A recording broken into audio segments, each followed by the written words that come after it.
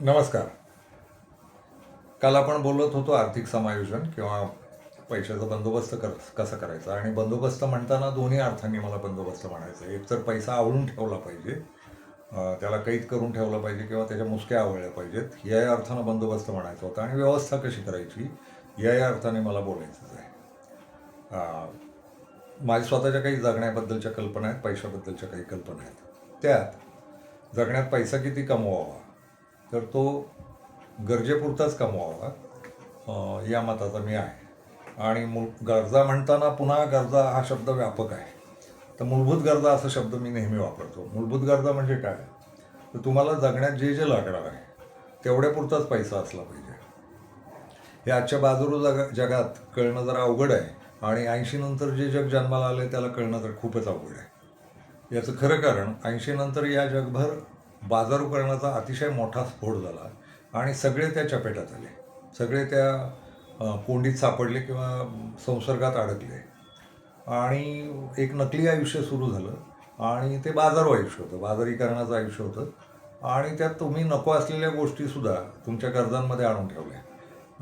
मूलभूत गरजा नावाची गोष्ट आहे ती सगळ्यांना पाठ असते, ती नव्यानं शिकवायची गरज नसते.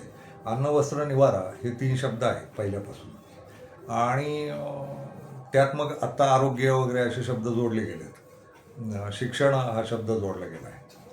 तर शिक्षणाचंही बाजारीकरण झालं आहे आणि आरोग्य व्यवस्थेचंही बाजारीकरण झालं आहे आणि मुळात जगण्याचंही बाजारीकरण झालं आहे. अन्नाचं बाजारीकरण झालं, वस्त्रांचं बाजारीकरण झालं आणि निवाऱ्याचंही बाजारीकरण झालं. असण्यापेक्षा झकपक असणं, दिखावा असणं याला खूप किंमत आली. तर अन्न हे मूलभूतच असलं पाहिजे. तर अन्नाचे एवढे शेकड्यांनी अब्जावधी प्रकार आले आणि मग एका आयुष्यात आपण काय काय खाऊन पाहायचं वगैरे, तर त्याची स्पर्धा लागल्यासारखी माणसं अन्नावर पैसे नाश करतात, अन्नावर पैशाचा नाश करतात. खरं गरजेचं आहे का, तर माझं स्वतःचं मत आहे नाही. जे पचेल ते खावं, जठराला जे मान्य होईल ते खावं आणि स्वच्छ शौचालय घालावं, ही माझी जगण्याची मूळ कल्पना आहे. आणि शक्यतो घरातलं अन्न खावं. घरात आपलं एक कुटुंब असतं, ज्यांना कुटुंब नाही त्यांची व्यवस्था वेगळी, पण ज्यांना कुटुंब असतं आणि बहुतेकांना असतंच ते, तर कुटुंबात सगळ्यांनी मिळून जो स्वयंपाक होतो किंवा जे बनवलं जातं ते खावं आणि त्यात विविधता असावी. त्यात भाज्या असाव्यात, फळं असावीत, दूध असावं, धान्य असावीत. तर ही माझी कल्पना आहे. पोटापुरतं जेवावं आणि मग पोटापुरतं जेवण्यासाठीच पैसे मिळवावे. मग आज किती लागणार आहे, उद्या किती लागणार आहे, परवा किती लागणार आहे, आपल्या घरात किती माणसं आहेत तेवढ्यांपुरताच पैसा मिळवावा. आणि वस्त्र याच्याही झकपक कल्पना आहेत आणि मला ते कळलेलं नाही की एक मानवी देह आहे आणि एक रुपयाची चिंधोटी अंगावर घालून हिंडतो आणि अब्जावधी रुपयाचा एक ड्रेस घालून फिरतो. तर त्या अब्जावधी रुपयाच्या ड्रेसचा आणि 1 रुपयाच्या चिंधोटीत काय फरक असतो मला कळलेलं नाही. आत्ता लग्न राहायची सोय नाही मानवी समाजात, बऱ्याचशा देशांमध्ये आणि बऱ्याचशा समाजांमध्ये. तर वस्त्राचं मूळ काम आहे तुम्हाला ऊन वाऱ्यापासून संरक्षण देणं आणि दुसरी गोष्ट तथाकथित इज्जत झाकणं. तर इज्जत झाकण्यासाठी किती कपडे लागतात आणि त्यातल्या त्यात बरं दिसावं, इतकं साधं आहे ते. पण मग ते कपड्यांमध्ये प्रकार आणून बाजारीकरण करण्यात आलं. म्हणजे अन्नामध्ये पण तुम्ही आमकं नाही खाल्लं का, त्या आमक्या हॉटेलमध्ये मला कळलेलं नाही की रस्त्यावरच्या टपरीवर मिळणारा वडापाव तो ज्या भावाला मिळतो त्याच भावात 5 स्टार हॉटेललाही बनतो. मग तिथं कसला खर्च होतो नेमका, तर तिथं खर्च होतो त्यांच्या एक अतिरिक्त दिखाव्याचा. वडापाव तोच, डाळ तीच, बटाटा तोच, तेल तेच, सगळं तेच, मैदा तोच, सगळं तेच. पण मग टपरीवर मिळणारा वडापाव आणि 5 स्टारमध्ये मिळणारा वडापाव याच्यात जी तफावत येते ती बिकट आहे आणि घाणेरडी आहे. म्हणजे मूलभूत किमतीत ते विकलं गेलं पाहिजे असं मला वाटतं. आणि एवढे मोठे डॉलर उभे करायला कोणी सांगितले तुम्हाला, तर नाही म्हणे ते रिच आयुष्य असतं, ते श्रीमंत आयुष्य असतं. तर मूळ घोळ पैशाच्या बाबतीतला आर्थिक समायोजनातला हा आहे की श्रीमंत असणं हे जे बाजारीकरणानं दिलं ना तुम्हाला व्यवधान, यानं सगळं वाटोळं झालं. आणि मग वडापाव टपरीवर खाणारा जेव्हा स्वप्न पाहतो की मी एकदा 5 स्टारला जाऊन वडापाव खाईन, इथं तो 10 रुपयाला मिळतो आणि 5 स्टारला तो 500 रुपयाला, 1000 रुपयाला, 2000 रुपयाला मिळतो. तर ती जी तफावत आहे या तफावतीतनं मेंदू आधी बाहेर काढला पाहिजे. आपल्याला काय खायचं आहे, वडापाव. कुठं चांगला मिळतो तेवढं पाहिजे, आरोग्यपूर्ण आहे का एवढं पाहिजे. तुमची ती झुमरं लटकवलीत आणि बसायला सोपे आहेत आणि काहीतरी अंथरलेली ते टेबलं आहेत आणि दिखावे आहेत, दिवे आहेत आणि याचे पैसे का मोजायचेत? का मोजायचेत? याचा अर्थ ज्यांना आर्थिक समायोजन करायचं आहे ना त्यांनी ते करावं. हरामाच्या पैशावाल्यांनी, हरामाचा पैसा नावाची गोष्ट आहे, तर हरामाच्या पैशावाल्यांनी 2,500 रुपयाचा वडापाव खायला काही हरकत नाही, ते खड्ड्यात गेले ते. पण ते आयुष्य आहे का? तर नाही. वडापाव चवदार असला पाहिजे, रुचकर असला पाहिजे आणि आरोग्याला पाचक असला पाहिजे, एवढं साधी अट आहे. त्याच्यात मग किमतीची तफावत कशासाठी आली? हा माझा व्यक्तिगत, हे तुम्हाला आवडो ना आवडो, माझ्या व्यक्तिगत म्हणण्याचा भाग आहे. मला याचं काही आकर्षण वाटत नाही की 5 स्टारला जाऊन 2,000 2,500चा वडापाव खावा. काय आणि कौतुकच नाही अजिबात. 5 स्टार संस्कृतीचं कौतुक अजिबातच नाही. ती एक नकली, ढोंगी आणि लोकांना लुटून उभी राहिलेली व्यवस्था आहे. जे 2,500 रुपयाचा वडापाव खाणार असतील त्यांनी 10 रुपये वडापाववाल्याला गरीब ठेवलेलं आहे आणि त्याचं शोषण करूनच तो तिथं गेला आहे. कष्टाची समानता असते या जगात आणि आर्थिक समानता असते या जगात, तर हे चोचले यांना सुचले नसते. तर हरामखोर लोकांचं, एक भ्रष्ट लोकांचं एक जग आहे. त्यानं बाजारीकरणाची मांडणी केली आणि या बाजारीकरणात आपण अडकलेलो आहोत. तर मला ते नको वाटत राहतं. म्हणजे साध्या सामान्य वस्तू मिळत आहेत, पोटभर खायचं आहे, पोटभर हागायचं आहे आणि शांत झोपायचं आहे. एवढ्यासाठी ते 5 स्टारचं जगलं पाहिजे आणि इकडचं नाही असं नाही. गरीब राहू नये एवढं मला वाटतं. पण गरिबीची माझी व्याख्या अशी आहे की ज्याला काहीच खायला नाही मिळत, ज्याला अन्नान्न दशा येते, मोताद असतो जो जगण्याला, तो गरीब. पण गरजा भागवणारा प्रत्येक माणूस हा श्रीमंत असतो. जगण्याच्या मूलभूत गरजा भागवण्याची ज्याच्या ताकद आहे आणि ज्याच्या गरजा माफक आहेत, मूलभूतच आहेत, मर्यादितच आहेत आणि तेवढ्यांसाठी तो कष्ट करतो, तेवढ्यांसाठीच राबतो, त्या गरजांसाठी आणि आयुष्य पार करतो, हा श्रीमंत माणूस आहे. खूप पैसेवाले आणि खूपच क्रमांक 1चे श्रीमंत हे श्रीमंत वगैरे वाटत नाहीत मला. श्रीमंत कोण आहे माझ्या दृष्टीनं? तर जो स्वतःच्या मनगटावर, स्वतःच्या मेंदूवर, स्वतःच्या शरीरावर स्वतःचे कष्ट करून स्वतःच्या जगण्यापुरत्या गरजा भागवू शकतो, मूलभूत गरजा भागवू शकतो, आपल्या कुटुंबाच्या गरजा भागवू शकतो, हा या जगातला श्रीमंत.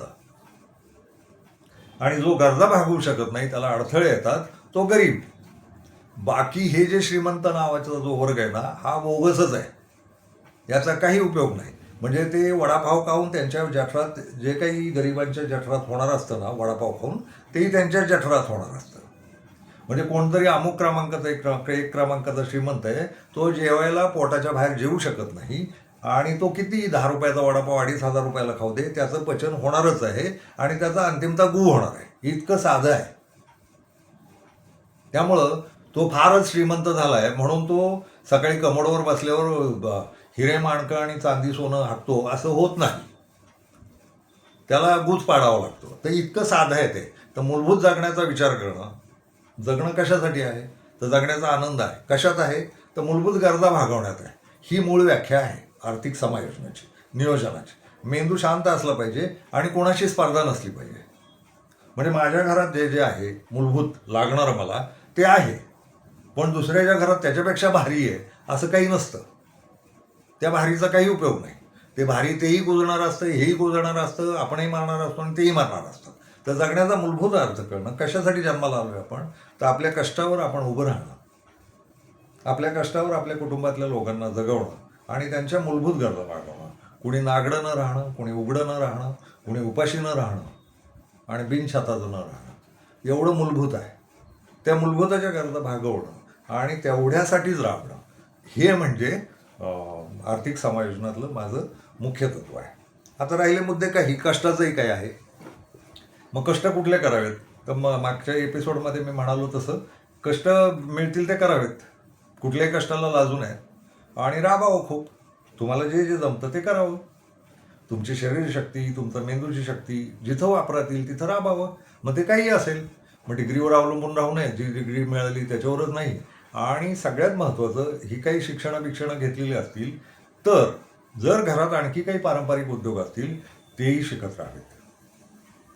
म्हणजे कलाकौशल्य असेल, पशुपालन असेल, कारागिरी असेल, शेती असेल, काही छोटे मोठे उद्योग असतील,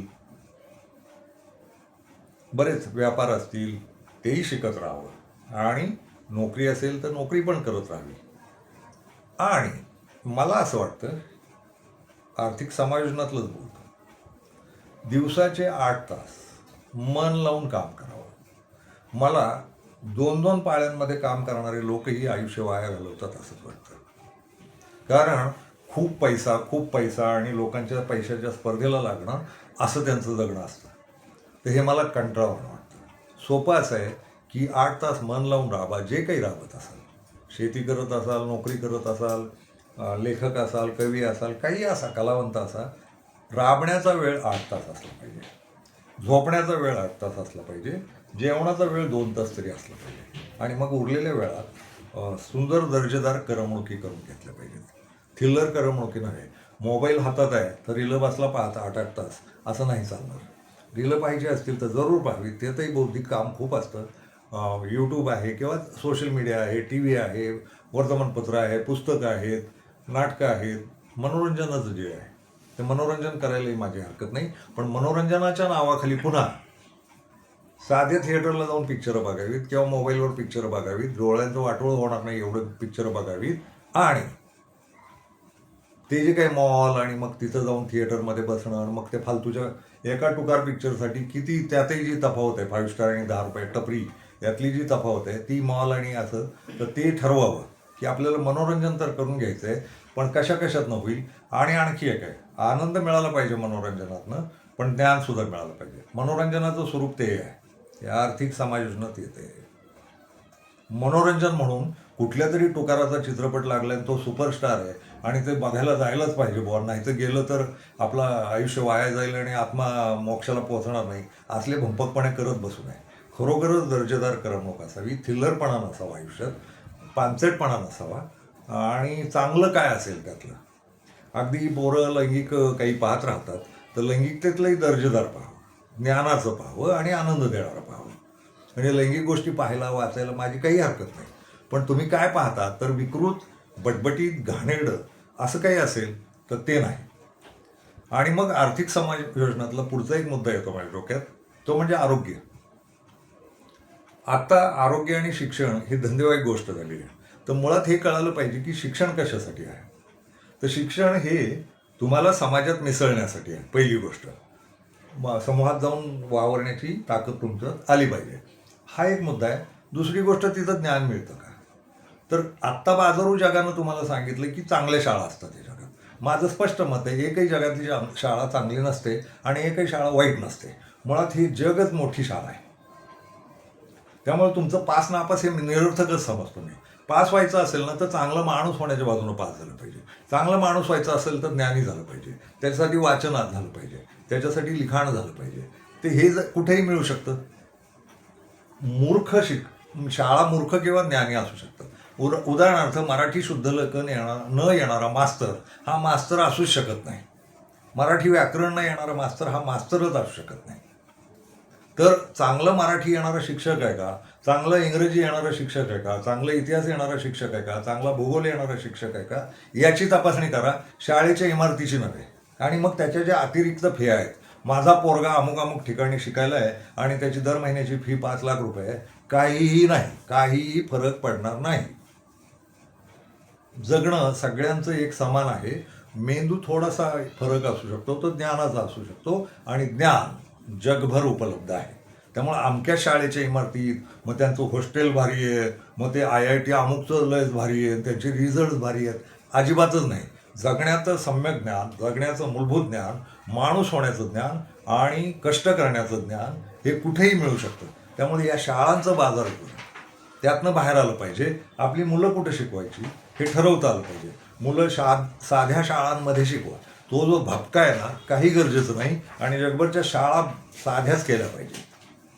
तो जो तिथं धंदा आणला आहे शिक्षणाचा, तो मुळात तो चुकीचा आहे, अनैतिक आहे. आणि मग अमक्याच विद्यापीठात फार ज्ञान मिळतं, तमक्या काही नाही. ज्ञान घेणं हे शाळेच्या इमारतीवर अवलंबून नव्हे, तर मुलांचे आईबाप आणि मुलाचा मेंदू याच्यावर अवलंबून आहे. आणि मुलाचा मेंदू सक्षम करायचा असेल तर आईबापांनी मेंदूनं सक्षम असलं पाहिजे. इतकं साधं आहे. आईबापांनी अभ्यासरत राहिलं पाहिजे, वाचन केलं पाहिजे, चांगले चित्रपट पाहिले पाहिजेत, चांगली नाटकं पाहिली पाहिजे, चांगलं संगीत ऐकलं पाहिजे. चांगलं आणि दर्जेदारचं आईबापांना स्वतःला माहिती पाहिजे. आणि मग ते मुलांशी ते जर संस्कार करत राहिले तर मुलगाही दर्जेदार मेंदूचा होईल.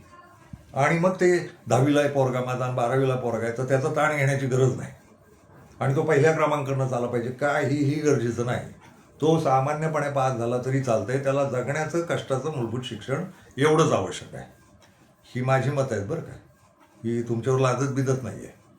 तुम्हाला तुमच्या मतांनी जगायचं स्वातंत्र्य आहे. मला मला काय वाटतंय ते मी बोलतोय. हे झालं एक.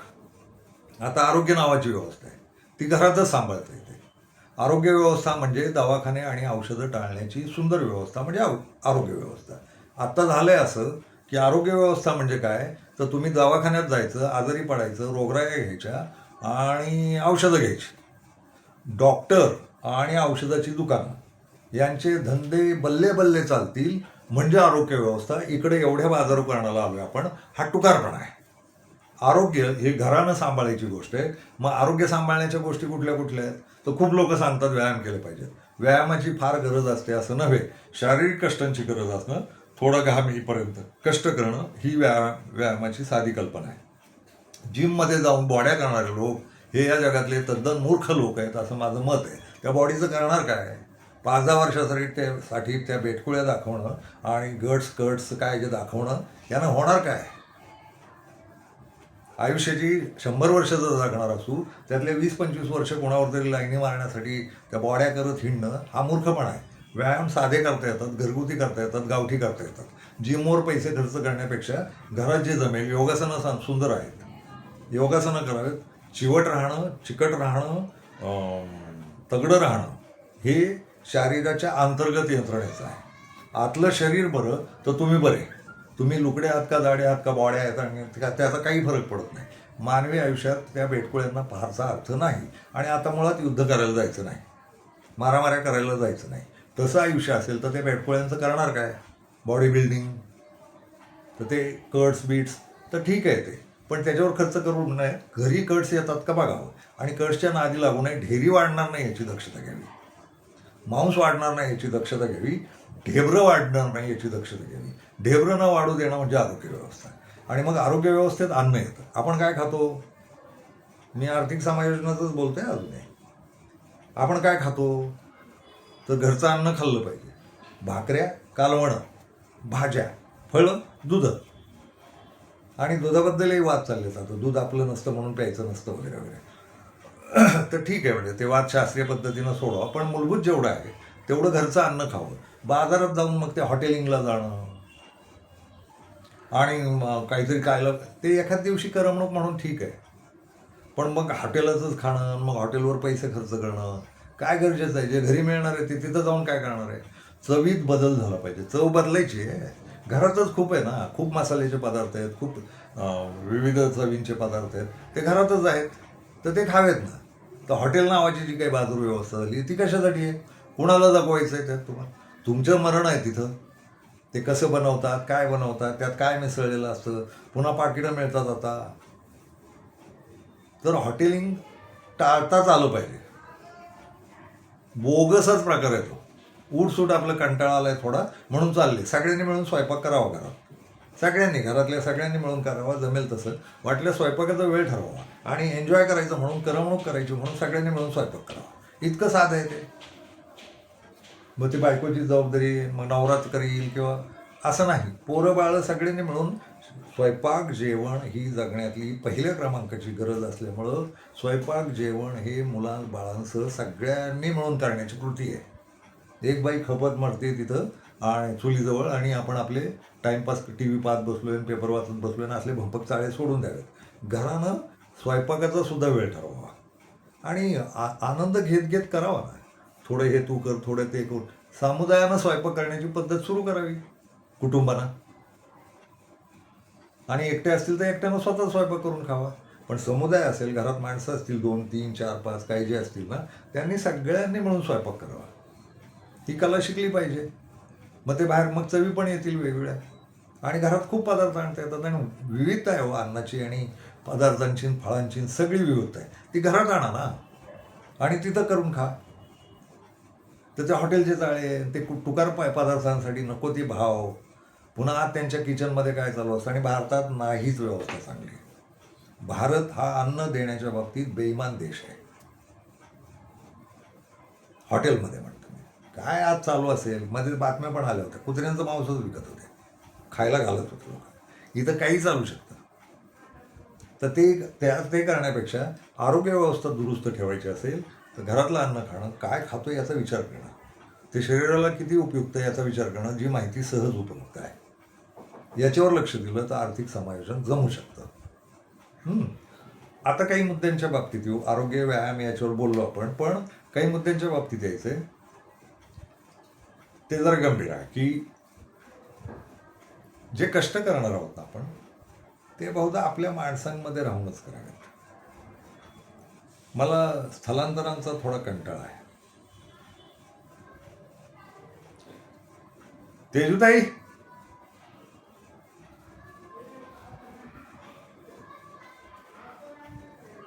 मला असं वाटतं की माणसं जिथं जगतायत ना, जिथं जन्माला आलीत ना, तिथंच वाढली पाहिजे. तिथंच त्यांच्या कष्टांना संधी मिळाली पाहिजे, त्यांच्या कौशल्यांना संधी मिळाली पाहिजे. फार बिकट प्रसंग आल्याशिवाय स्थलांतर शक्यतो आजच्या जगात करू नयेत असं मला वाटतं. कारण आता आपण समूहानं जगणारे लोक, कुटुंब नावाची व्यवस्था आहे, तर स्थलांतरांनी कुटुंब व्यवस्था विस्कळीत होते.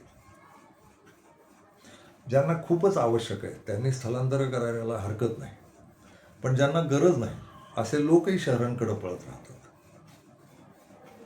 नव्या जगण्याच्या नव्या संधी शोधत राहतात. जगण्यात नव्या संधी वगैरे नसतात. जगणं आहे आणि ते पृथ्वीच्या कुठल्याही कोपऱ्यात राहून तुम्ही तुमच्या कष्टांवर आनंदानं साजरं करू शकता.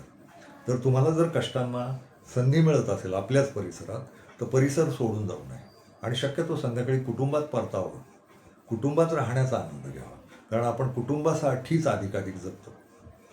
तर आर्थिक समायोजनात हे पण येतं की बाहेर स्थलांतर करून गेलेली माणसं ही खर्च वाढवतात. शक्यतो स्थलांतर टाळावीत. ज्यांना शक्यच नाही त्यांनी करायला हरकत नाही. पण शहरांमध्ये खूप सुविधा आहेत तर नाही, शहरं बकाल आहेत, घाणेरडी आहेत आणि नरकासारखी आहेत. अर्थात खेडी पण आता तशीच झालेली आहेत. पण शहराच्या गर्दीत जाऊन कुचंबणा करून घेण्यापेक्षा मोकळं राहून, तर शक्यतो स्थलांतर न करता आपली मूळ गावं न सोडता जगलं पाहिजे असं मला फार प्रामाणिकपणे वाटतं. खूप लोकांना ते अनुभवायला नाही मिळत. तो नाईलाज पण असतो, पण ज्यांचा नाईलाज आहे त्यांच्यासाठी सोडून देऊ आपण. पण ज्यांना उगीच हौका आहे ना जगण्याचा, की इकडं खूप मोठ्या संधी मिळतील, तर काही संधी नसते. आपण शेवटी मरणार असतो. तर जगण्यात ना पराक्रम नावाची गोष्ट नसते. जगणं असतं. जगणं हा प्रवास आहे. तो फक्त आनंदानं, शांततेनं, सुखानं झाला पाहिजे आणि स्वतःच्या कष्टावर झाला पाहिजे. तर कष्ट जिथं आपण जिथं जन्माला आलो आहे तिथं घेता येण्याची संधी आधी शोधावी. नाही मिळाली आणि मग खूपच नाईलाज झाला आणि फार तुटवडा पडायला लागला, तर मग मात्र स्थलांतर करायला हरकत नाही असं मला वाटतं. तर शक्यतो स्थलांतरं टाळावीत. यातला गंभीर भाग असा आहे की मुळात पैशाचा हावरेपणा किती बाळगणार, पैसे कमवणार किती, तर पैसे कशासाठी कमवायचे याचा एक गंभीरपणे फार बारकाईनं विचार केला पाहिजे. एकदा त्याचं उत्तर सापडलं ना, मग तुम्ही तसं जगायला हरकत नाही. म्हणजे पैशाचा हावरेपणा बाळगायलाही माझी हरकत नाही, पण एकदा पैशाच्या मागं तुम्ही धावायला लागला ना, तर पैसा पुढं पळत राहतो. तुम्ही कितीही श्रीमंत व्हा. मी माझ्या एका पुस्तकात लिहिलेलं आहे, या जगात अंतिम श्रीमंत कुणीच नाही. अंतिम श्रीमंत कुणालाच होता येत नाही. जगात जितकं चलन आहे, जगात जितकी संपत्ती आहे, स्थावर असेल, खनिजं असतील, या सगळ्यांची मालकी कोणालाच येत नाही. त्यामुळे श्रीमंती ही या स्पर्धेत कोणी जिंकत नाही. शेवटी एखाद्याकडं नोटा जास्ती असतात, एखाद्याकडं सोनं नाणं जास्ती असतं, तर त्याच्याही पेक्षा ते शिल्लक खूप असतं जगात. त्याच्याकडं साठलेल्यापेक्षा आणखी शिल्लक खूप असतं. त्यामुळे या जगात अंतिम श्रीमंत कोणीच नाही होत, कधीच होत नाही. त्यामुळं पैशाच्या स्पर्धेला लागायचं का हा एक विचार केला पाहिजे. पैशाची स्पर्धा ही घातकच आहे आणि तुमचा मेंदू सोडवून टाकते. आणि एकदा तो नाद लागला तर ते बेकार आहे खूप. तर पैशाच्या स्पर्धेपेक्षा पैसा कशासाठी वापरायचा आहे आपण याचं नियोजन करता येणार, मूलभूत गरजांसाठी. त्यातलं स्थलांतर हा एक मुद्दा आहे. हावरेपणा किती बाळगणार आणि खूप पैसे जमा करणार, काय उपयोग आहे त्याचा? तर खूप पैसे जमा करण्यापेक्षा खर्चापुरते पैसे गोळा करत राहणं, कष्टावर स्वतःच्या गोळा करत राहणं आणि खर्चापुरत्याच बचती करत राहणं. खूप पैसे शिल्लक असलेल्या लोकांचं काय होतं मला माहीत नाही, किंवा आपल्याकडे खूप उदाहरणं दिसतात बघा, खूप शिलकी ठेवून मरून जातात. तर तुमच्या जगण्याला तो पैसा लागू पडला पाहिजे, लागी पडला पाहिजे. पैसा तेवढाच कमवावा आणि तेवढाच साठवावा जो लागी लागेल. त्याच्या अतिरिक्त पैशाचं नेमकं करायचं काय असतं मला कळलेलं नाही. हे मला स्वतःला पटलेलं तत्व आहे आणि मी तसं वागत आलेलो आहे. गरजा भागल्याच पाहिजेत, पण गरजा भागवण्यासाठी खूप पैसे जमा केले पाहिजेत असं मला वाटलेलं नाही कधी. पैसे उभे राहतात आयुष्यात, कष्ट करून उभे राहतात आणि त्यात समाधानकारक गरजा भागवता येतात. तर जुनं वाक्य आहे ते, साधी राहणी उच्च विचारसरणी वगैरे. तर साधी राहणी ही सगळ्यात श्रीमंत राहणी आहे. आणि तुम्ही जर पाहिलं असेल तर गडगंज पैसे असलेले लोक अतिशय साधे राहतात. ते चवचल फॅशनी करणं आणि मग चवचल वस्तू गोळा करणं, तो एक महत्त्वाचा मुद्दा आहे. लागणाऱ्या आयुष्याच्या वस्तू किती आहेत ही एकदा यादी केली पाहिजे. आपल्याला काय काय लागतं आणि किती लागतं. तर खूप साऱ्या वस्तू गोळा करून मी हे नेहमीच म्हणत राहतो की एकदा घर स्वतःच तपासून बघा. निरर्थक गोष्टी किती पडल्यात घरात आणि याचा उपयोग काय. उदाहरणार्थ त्या शोपीसेस आणतात, दिखाव्याच्या वस्तू आणतात घरात. एक महत्त्वाचं बोलायचं तुम्हाला, ते मात्र त्याच्यावरनं पटेल तुम्हाला, की आपल्या जगण्यातल्या कुठल्याही उत्तेजनेचा वेळ, भावनांचा उत्तेजनाचा वेळ 24 तासात फक्त 7.5 मिनिटं असतो. हे मानसशास्त्रीय. तुम्हाला भावनांचा जो भर येतो किंवा तुमच्या भावनांना जो बहर येतो ना, त्याचा अवधी फक्त 7.5 मिनिटाचा आहे. त्याचा एक नकाशा आहे त्रिकोणी असा. तो असा आहे की त्या भावनांचा भर किंवा बहर यायला 2.5 मिनिटं लागतात. त्या बहराच्या टोकावर तुम्ही 2.5 मिनिटं उभे असता आणि बहरावरनं उताराला तुम्हाला 2.5 मिनिटं लागतात. तुम्हाला खूप दुःख झालंय तर त्याचा अवधी 24 तासात 7.5 मिनिटाचाच असतो. तुम्हाला खूप लैंगिक इच्छा झाल्या तर त्याचा अवधी 7.5 मिनिटाचाच असतो. माणसं हा वेळ स्मृतीच्या जीवावर ताणत राहतात. त्यामुळं कुठेही काही पर्यटनाला गेला, म्हणजे मी खूप लोकांना विचारतो की समुद्र पाहायला गेला तर जायला हरकत नाही, पण समुद्र पाहून तुम्हाला काय मिळालं, ते काहीतरी भारी वाटलं म्हणतात. तर समुद्रावर बोलता पण येत नाही लोकांना. पण समुद्र पाहून तो जो काही आनंद असेल किंवा भय असेल किंवा जे काही मिळणार आहे ना, त्याचा अवधी फक्त 7.5 मिनिटाचा आहे. माणसं 4-5 तास समुद्राच्या काठी काढतात. खरं तर तो अवधी 7.5 मिनिटाचाच आहे. तर जगण्याच्या आनंदाचा किंवा कुठल्याही वस्तूचा, घरात तुम्ही एक वस्तू आणता तर तिचं कौतुक आहे ना तुम्हाला खऱ्या अर्थानं अस्सल, मराठीत ज्याला ओरिजिनल म्हणतात, त्याचा अवधी फक्त 7.5 मिनिटाचा आहे. मग तुम्ही वस्तू आहे म्हणून ती सारखी खेळत बसता एवढं खरं आहे, किंवा ते बघत बसता. तुम्ही भिंतडांवर लावलेल्या वस्तू बघा, तुम्ही किती वेळा आयुष्यात शांतपणे बघत बसताय की टक लावून काय आहे हे, त्याचा पूर्ण अभ्यास केला असं कधी होत नाही. 7.5 मिनिटाचाच भावनांचा अवधी असतो 24 तासात कुठल्याही. आणि 9 प्रकारच्या भावना असतात माणसाच्या मेंदूत. त्या मेंदूचा चढ उतार, मग ते 7.5 मिनिटं दिवसभर पुरतात आपल्याला. त्याच्या स्मृतीवर आपण जगत राहतो की आपण त्यावेळेस ओरिजिनल भोगलेलं होतं ते मग ते आपल्याला पुन्हा कोणी मेल्यानंतर दुःखही 7.5 मिनिटच होतं खरं 24 तासात. तर मग ह्या वस्तू का जमवल्यात आपण याचा एकदा विचार केला पाहिजे. एवढ्या वस्तूंचं करणार काय, आणि उगीच गोळा करत राहायचं, भंगार गोळा करत राहायचं आणि शेवटी भांगारात विकायचं. आणि मग ते भंगारात विकल्यावर 1,000 रुपयाची वस्तू त्याची 100 रुपये मिळाले की 100 रुपये मिळाले वगैरे, भंगाराचाही आनंद. तर ते भंगार किती गोळा केलं घरात. तर जगण्यात मूलभूत वस्तू असल्या पाहिजे. घर असलं पाहिजे. जगातल्या 75% लोकांना स्वतःची घरं नाही आहेत. मग घर असलं पाहिजे. तर आपली छताची कल्पना पण नीट असली पाहिजे. छत कसं घेता येईल हेही जगलं पाहिजे. आणि लोक सांगतात कर्ज काढू नये वगैरे, मलाही वाटतं कर्ज कधीच काढू नये शक्यतो, खरंच नाही काढू. आणि जर कर्ज फेडण्याची ताकद असेल आपल्या कष्टांमध्ये तर मात्र मग कर्जाशी खेळायला हरकत नाही. लोक खूप सांगतात तुम्ही कर्ज काढा आणि मजा करा. अजिबात नाही. कर्ज ही शिक्षा आहे बरं का.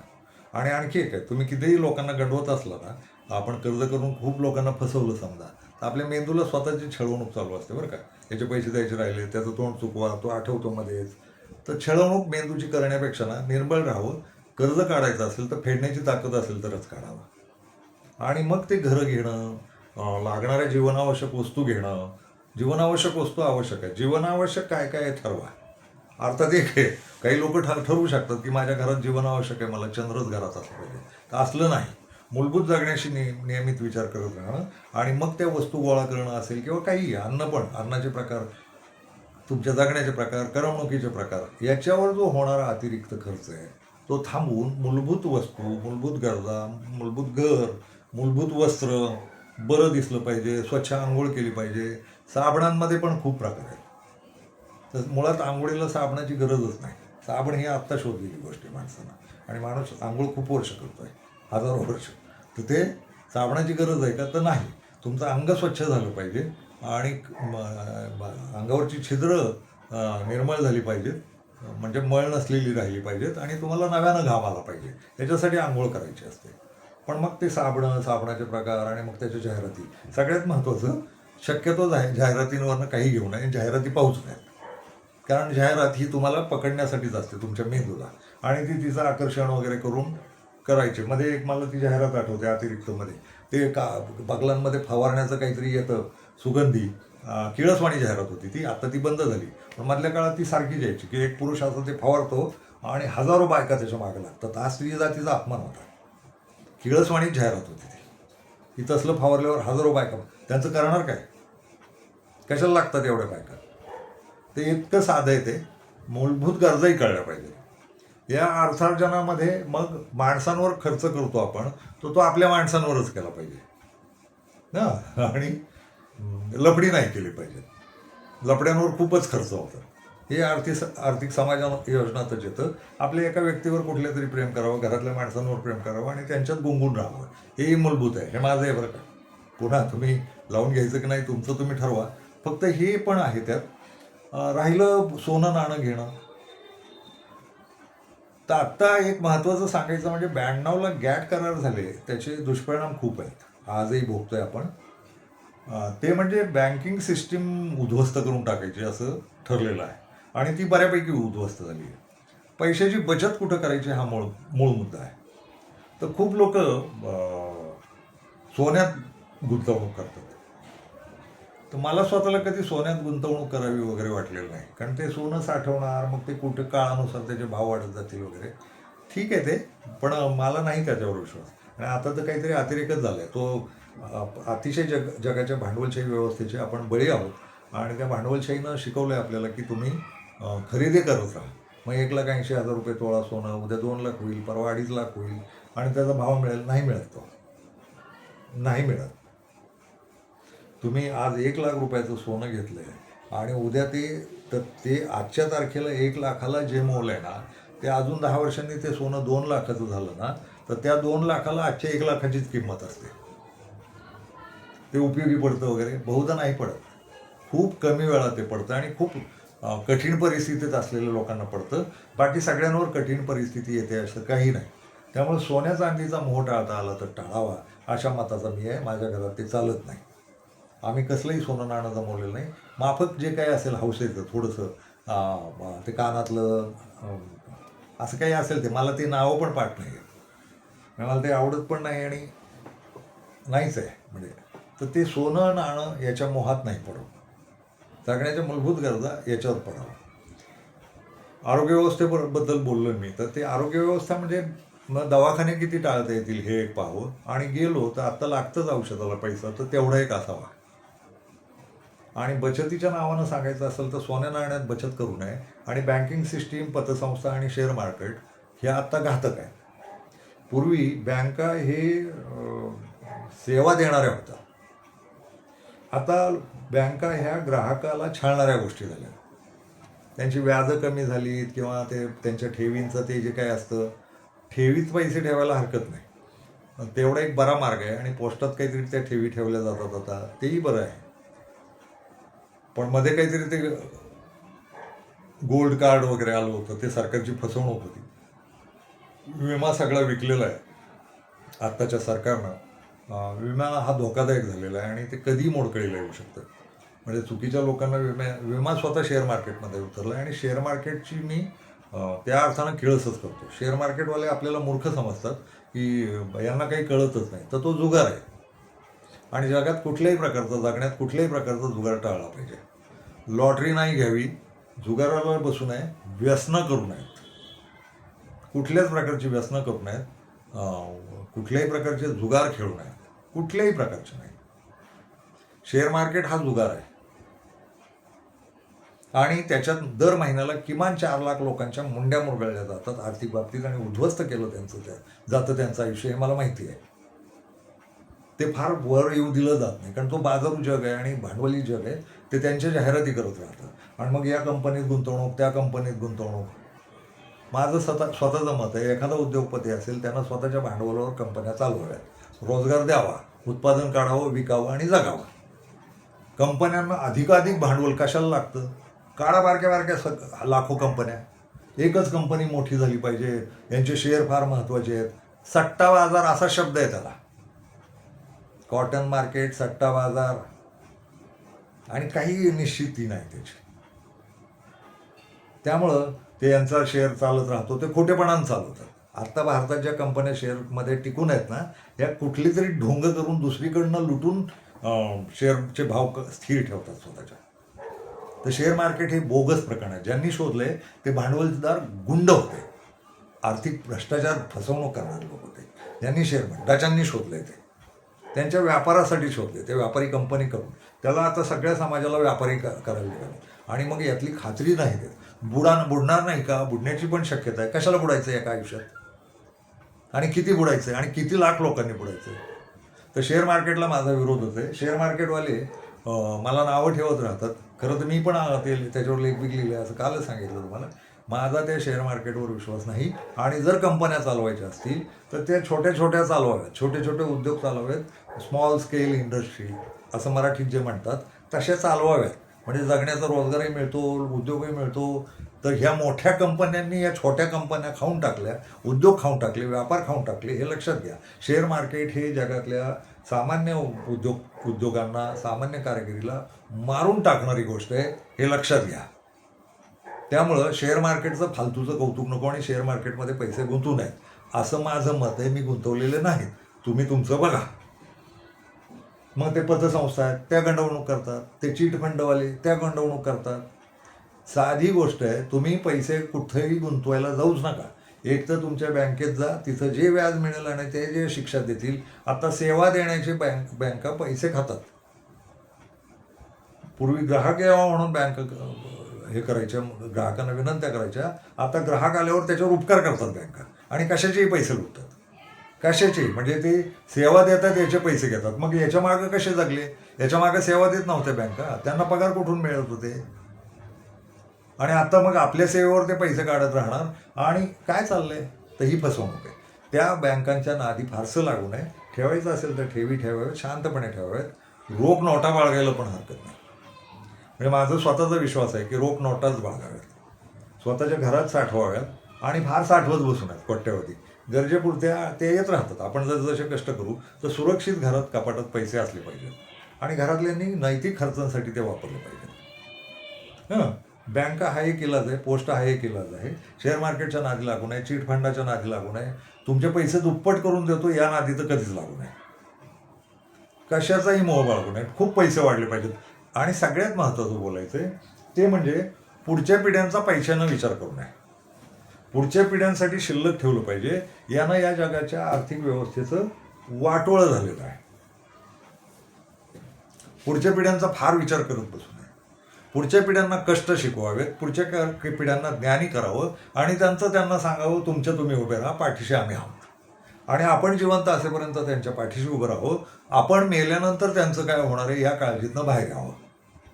हा आर्थिक समायोजनातला महत्त्वाचा मुद्दा आहे. आपण काय करायला जातो? खूप शिल्लक ठेवली पाहिजे, खूप शिल्लक ठेवली पाहिजे. काही गरजेची नाही. त्यांच्या जगण्याच्या जेवढ्या गरजा आहेत, शिक्षण आहे, आरोग्य आहे, कपडे आहेत, लत्ते आहेत, हे मूलभूत भागवणं आणि तेही मर्यादित भागवणं.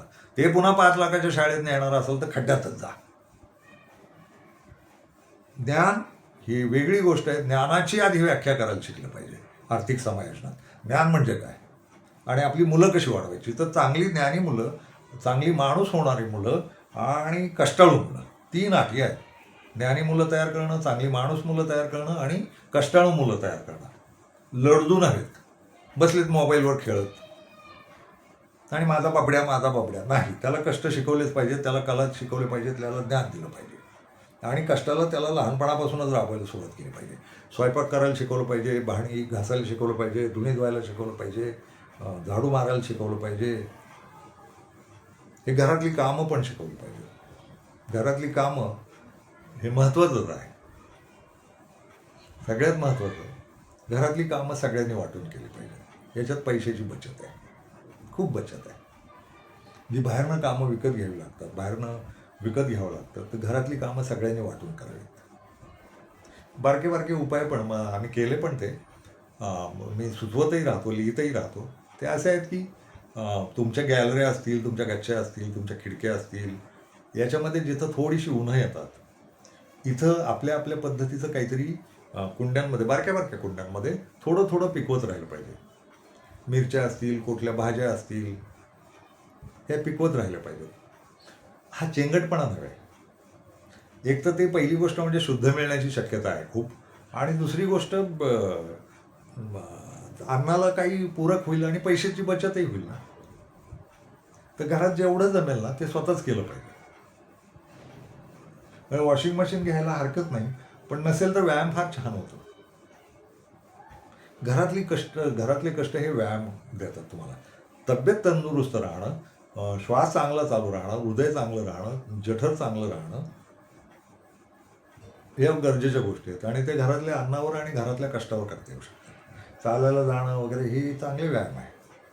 आणि शक्यतो शहरात राहणं टाळलं पाहिजे. पैसे वाचवायचे असतील तर कुठल्याही अर्थानं, अन्नाच्या अर्थानं, आरोग्याच्या अर्थानं, प्रदूषणाच्या अर्थानं, आणि ती गर्दी, धकाधक आणि पाळा 7-5ची लोकल आहे माझी वगैरे वगैरे, त्याच्यासाठी जी धावपळ.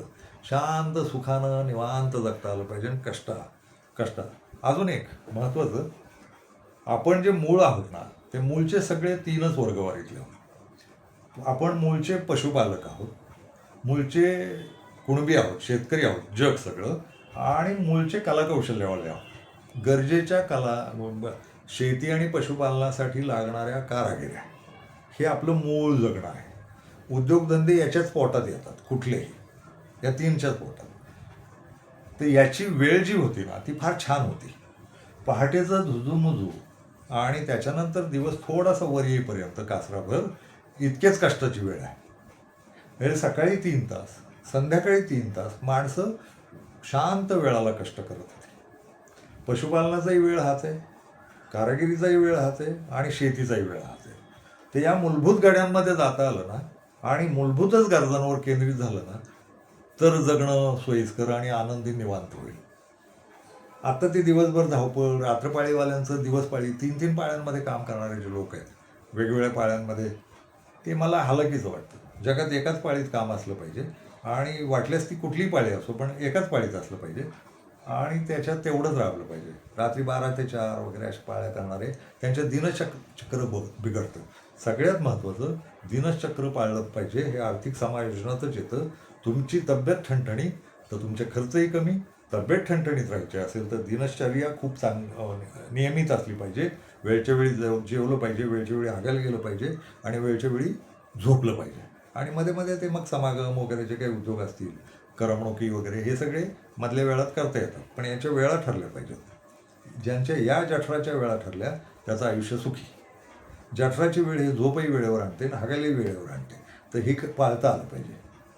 आर्थिक समायोजनात पैसा याच्यावर जास्ती बोललेलो नाही, पण तुमच्या लक्षात येईल की या सगळ्या मागं पैसा आहे. तर पुन्हा पैशाच्या स्वप्नातनं बाहेर आलं पाहिजे. पैशाची फार स्वप्न पाहू नये. आपल्या कष्टावर बळकटपणेच पैसा मिळणार आहे आपल्याला, एवढा विश्वास बाळगावा. दुसरं, कुणाचे पैसे बुडवू नयेत, कुणाचे पैसे घेऊ नयेत. एकतर घेण्याची वेळच टाळावी, आणि घ्यायची वेळ आली तर कुणाचे बुडवू नयेत. कर्जाचे हप्ते फेडता आले तर कर्ज घ्यायला हरकत नाही, पण हप्ते फेडायचे ऐपत नसेल तर कर्ज घेऊ नये. आणि सगळ्यात महत्त्वाचं, भंगीपणासाठी पैसे उधळू नयेत. एवढंच लक्षात आलं. आता शेवटचं, पैसे कोणाचे घेतलेले असतील तर त्याला शब्द एकतर देऊ नये आणि दिला तर तो पाळावा. खूप लोक करतात असं की पैसे घेतात आणि त्याचा तगादा सुरू झाला की त्याला तारखा देत राहतात. ते करू नये. यानं त्यालाही त्रास होतो आणि आपल्यालाही मानसिक त्रास होतो. सोपं असं आहे, पैसे घेतलेले आहेत, खर्च झालेत आणि तुमच्या खिशात नाही, तर अतिशय लख नम्रपणे जाऊन हात जोडून त्याला सांगायचं की दादा पैसे नाही आहेत पण आल्यावर निश्चित देतो, तगादा नको. आणि जर त्याची अडचण असेल तर मग दुसरीकडनं घेऊन वगैरे त्याचं भागवलं पाहिजे, पण दुसरीकडेही शब्दच पाळला पाहिजे. आर्थिक व्यवहारात शब्द पाळता येणं हे जगण्यातलं सगळ्यात मोठं सुख आहे. ज्याला शब्द द्याल तो पाळा आणि ज्यानं शब्द दिलाय त्याच्याकडनं पाळून घ्या. पैसा हे भांडणाला कारण आहे, त्याची कारणं त्यातली जी फसवणूक चालते आणि शब्दांची चुकवाचुकी चालते. तर शब्द दिला एखाद्याला, कोणाकडनं घेतले आपण पैसे, तर ते ज्या तारखेला जर ठरलंय त्या तारखेला फेडलं पाहिजे, नाहीतर मग तारीखच नाही दिली पाहिजे. त्याला सांगितलं पाहिजे माझ्याकडे येतील ते तेव्हा मी देईन. हे मी का बोलू शकलो तर मी असं जगलेलो आहे. उसनवार कर्ज ही या गोष्टी होतातच आयुष्यात, कराव्याच लागतात. तुम्हाला कुठली तरी एक ऐनवेळी गरज येते आणि माणसं धावून येतात मदतीला. तर माणसं जी धावून येणार आहेत ना मदतीला, त्यांचं ऋण मानलं पाहिजे आणि त्यांच्या शब्दात आपण अडकलं पाहिजे. कुठल्या शब्दात अडकलं पाहिजे तर मला नाही देणं शक्य, मी आल्यावर निश्चित देईन आणि मग आल्यावर निश्चित दिलं पाहिजे, फेडलंच पाहिजे जाऊन आणि नम्रपणे फेडलं पाहिजे की तुमचे उपकार झाले आमच्यावर आणि फार धन्यवाद असं म्हटलं पाहिजे. खरेपणा आला जगण्यात, मेंदूत स्वच्छपणा आला जगण्यात, मेंदूत आणि प्रत्यक्ष सामाजिक व्यवहारात, तर आर्थिक नियोजन, आर्थिक समायोजन जमू शकतं. मला माहिती आहे मी टोकदारपणे त्या शेअर मार्केटच्या बाजारात बोललेलो नाही, मी जास्तीत जास्त भावनाशीलच बोललो आहे, पण हीच महत्त्वाची गोष्ट आहे असं मला वाटतं. काही राहिले असतील प्रश्न तर मला कमेंटमध्ये जरूर विचारा, मी माझ्या बाजूनं उत्तर द्यायचा प्रयत्न करीन. आर्थिक समायोजन कसं करायचं अशा एका शॉर्टवर मी एवढे 2 एपिसोड केले, त्यामुळे तुमच्या कमेंट्स आल्या तर आणि काही प्रश्न असतील तर खुलून बोलू. आणि मी मागच्या एपिसोडमध्ये म्हणाल्यासारखंच आहे, मी ज्ञानी माणूस नाही, पण ह्या जगात जगून झालेलं आहे आणि काही विचार करून झालेला आहे. तो चुकीचा आहे का बरोबर काळ ठरवेल आणि आपण ठरवू सगळे मिळून संवादातनं, पण बोलत तर राहू. तर त्यामुळे कमेंट्स करायला हरकत नाही. काही शंका असतील, प्रश्न असतील तर जरूर विचारा. ज्ञानी माणूस म्हणून नव्हे तर तुमचा सहकारी, तुमच्या कुटुंबातला माणूस म्हणून, पृथ्वीवरच्या कुटुंबातला माणूस म्हणून डायलॉग करायला, संवाद करायला तयार आहे मी. धन्यवाद.